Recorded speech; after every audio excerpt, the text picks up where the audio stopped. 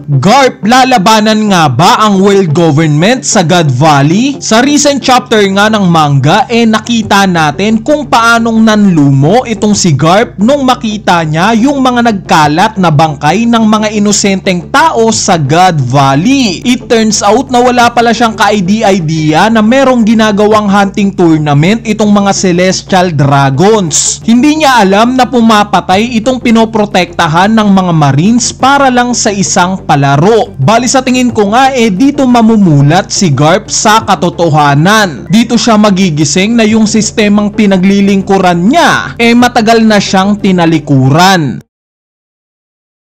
Kaya naman ang magiging tanong nga ngayon kung sa moment na to alam na ni Garp na ang totoong masasama itong world government at celestial dragons, bakit pa siya nanatili sa Marines pagtapos ng God Valley incident? Diba parang ang hipokrito naman ng galaw na to para sa isang righteous na Marines gaya ni Garp? Kumbaga nakita na niyang mali nagbubulag-bulagan pa siya. Bali para masagot nga itong katanungan na to kailangan nating bumalik sa umpisa. Specifically ngang nasa hanay ng Marines itong si Garp. At ano ba ang tungkulin ng Marines? Diba ang protektahan ang mga inosenteng tao laban sa masasama? Tinataguyod ng Marines ang patas na hustisya. Kaya naman sa point of view nga ni Garp hindi siya related sa world government. Ang kanya lang nasa hanay siya ng Marines. Ang isip ni Garp magkaiba ang world government at Marines. Similar sa mindset netong si King Harald. Kung matatandaan nyo, in chapter 1157, nagkaroon nga ng conversation itong sila King Harald at Sebek. Dinescribe nga ni Harald kay Sebek na itong Marines iba daw sa world government. Itong world government nga daw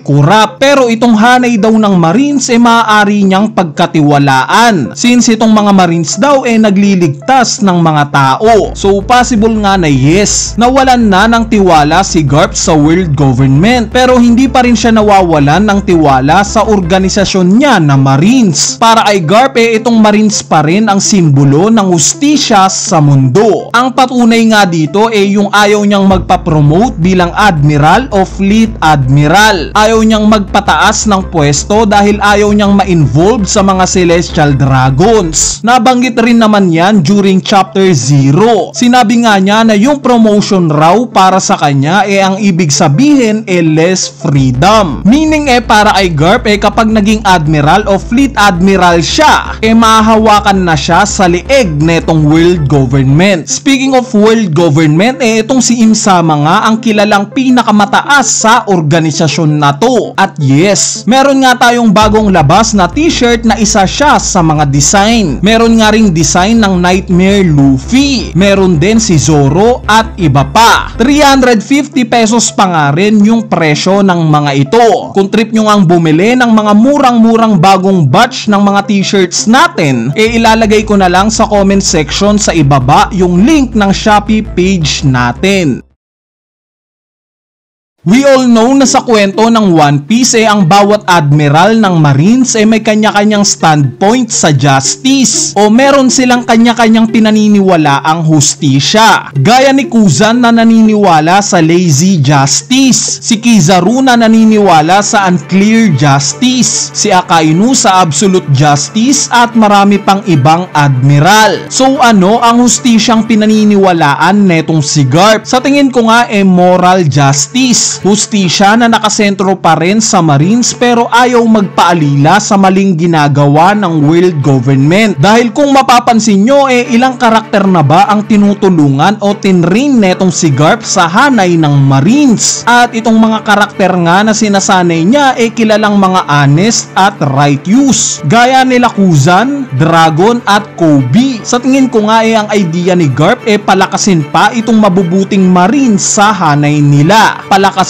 ang mga ito para capable silang lumaban hindi lang para sa mga pirata, bagkos pati na sa world government. In short, ang isa pang rason sa pagstay ni Garp sa Marines, although alam niyang masama itong pinaglilingkuran niyang world government dahil sa bagong henerasyon. Ayaw niyang malason ang isip ng new generation ng Marines sa corrupt na world government. Kumbaga ang nais ni Garp similar sa kanya na isang honest na Marines na ang gusto lang protektahan protektahan at paglingkuran ang mga inosenteng tao na hindi sinusunod ang utos ng world government, gusto niya ring mag-create ng ganitong klase ng Marines similar sa kanya. Gusto niyang bumuo ng mga Marines na may kanya-kanyang kalayaan sa pagpapatupad nila ng hustisya na hindi nalilimitahan ng world government.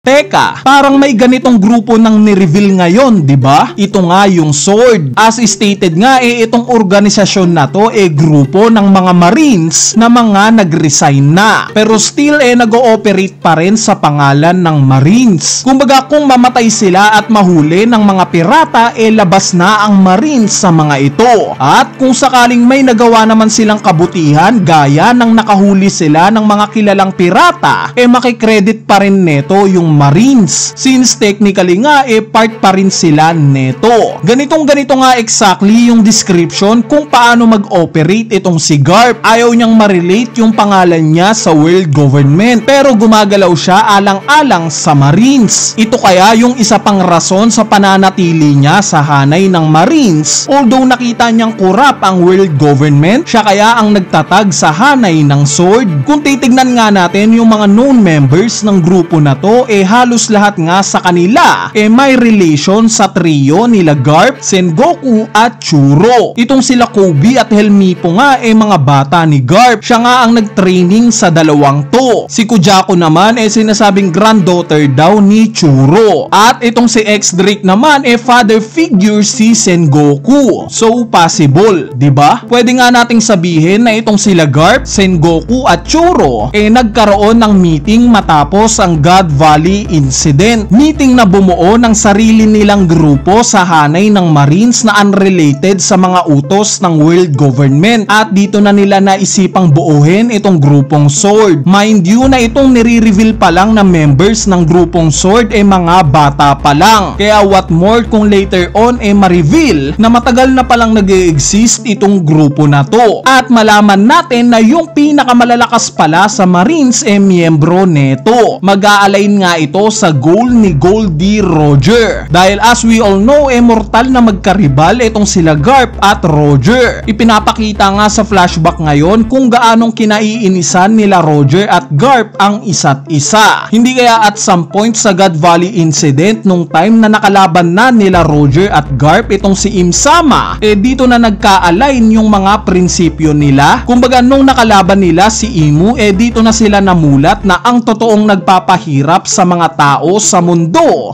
ang world government. At para mapuksa itong si Imsama sa hinaharap, minulat ni Roger ang mga tao sa mundo na maglayag. Sa part naman ni Garp, minulat niya ang mga Marines na lumaban para sa hustisya at hindi para sa mga demonyong celestial dragons. Makikita kaya natin sa pagtatapos ng kwento ng One Piece na magkakampihan itong hanay ng Marines at pirata para talunin ang world government? Anyway, ayan na nga yung tingin kong kasagutan sa kung bakit nanatili pa rin si Garp sa hanay ng Marines, although napag-alaman niya kung gaano kasama itong world government sa God Valley. Kung may thoughts o idea nga rin kayo patungkol sa topic na to, wag na kayong mahiyang i-comment yan sa ating comment section sa ibaba para mapag-usapan natin yan. So yun lang, peace!